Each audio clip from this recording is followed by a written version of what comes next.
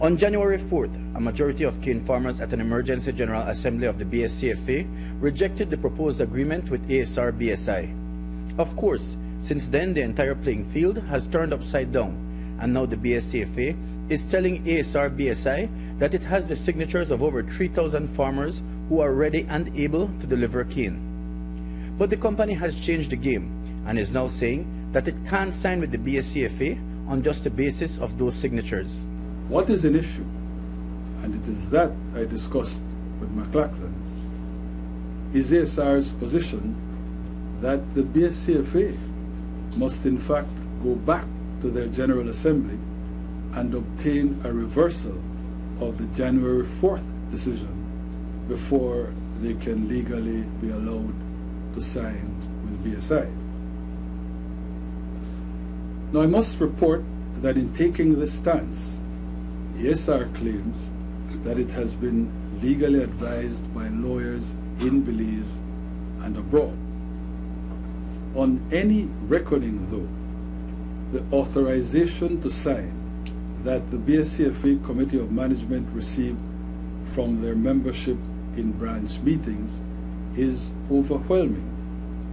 But ASR contends that in the opinion of their local and foreign counsel, it is the General Assembly of the BSCFA that is supreme. Now some might say that if this were a boxing match, this would be like kicking an opponent who's already down for the count, then stomping on his head, then trying to throw him out of the ring. Still, it has given the Prime Minister an opportunity to mount his white charger and come rushing to the rescue.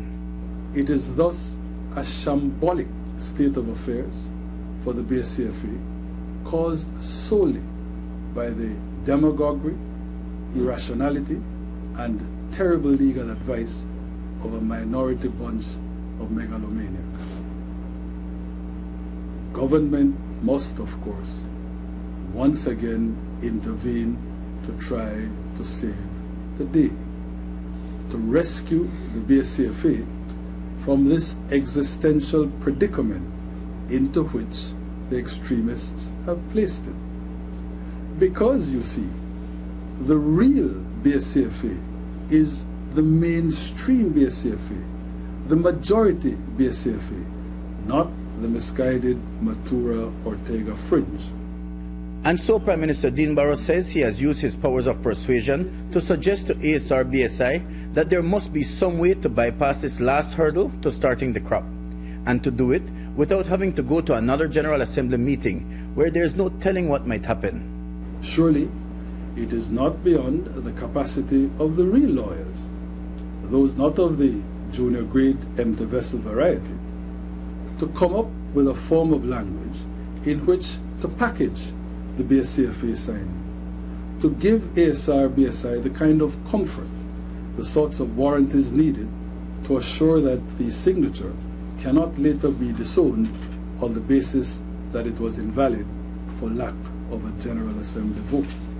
ASR-BSI has promised to respond to that request shortly, but for now, PM Barrow is confident that the road ahead is, for the most part, cleared of obstacles.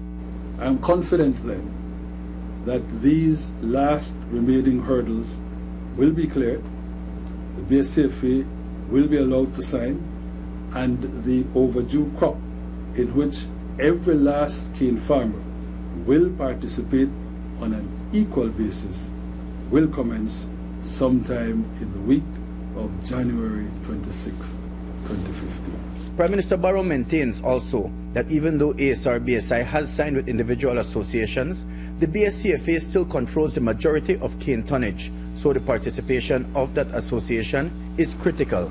Mike Rodon for News 5.